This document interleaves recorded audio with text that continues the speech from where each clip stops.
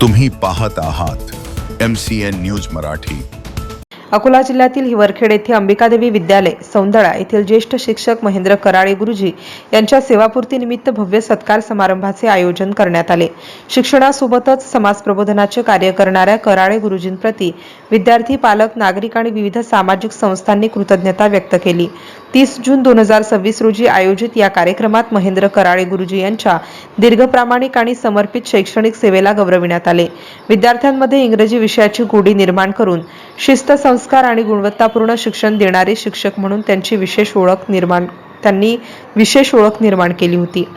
यावेळी प्रमुख पाहुणे हरिभक्त परायण ज्ञानेश्वर महाराज वाघ यांनी कराळे गुरुजींच्या कार्याचा गौरव करत ते केवळ विद्यार्थ्यांनाच नव्हे तर संपूर्ण समाजालाही योग्य दिशा देणारे आदर्श शिक्षक असल्याचे सांगितले।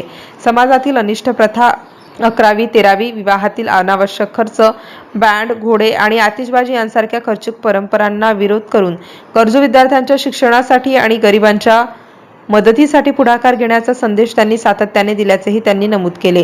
कार्यक्रमात आयोजक दानिश खान आणि शिक्षक गौतम इंगळे यांच्या पुढाकारातून कराळे गुरुजींना त्यांच्या आवडीच्या पुस्तकांची पुस्तक तुला अर्पण करण्यात आली। तसेच महेंद्र कराळे व सरिता कराळे यांचा सपत्नीक सत्कार मान्यवरांच्या हस्ते करण्यात आला। या कार्यक्रमाला नगराध्यक्ष सौ सुलभा रमेश दुतोंडे अध्यक्षस्थानी होत्या। प्रमुख उपस्थितींमध्ये लोकजागरचे अनिल गावंडे, ठाणेदार सचिन पाटील, प्रतिभा येऊल, मुन्ना मीर साहेब, अंबिकादेवी विद्यालयाचे संस्थापक फुंडकर गुरुजी, रमेश दुतोंडे, किरण सेदानी यांच्यासह प्रेस क्लब, ग्रामीण पत्रकार संघटना, जगद्गुरू संत तुकाराम प्रबोधिनी आणि विविध सामाजिक संस्थांचे पदाधिकारी, शिक्षक, विद्यार्थी, पालक व नागरिक मोठ्या संख्येने उपस्थित होते। MCN न्यूज मराठीकरिता बाळासाहेब नेरकर, हिवरखेड।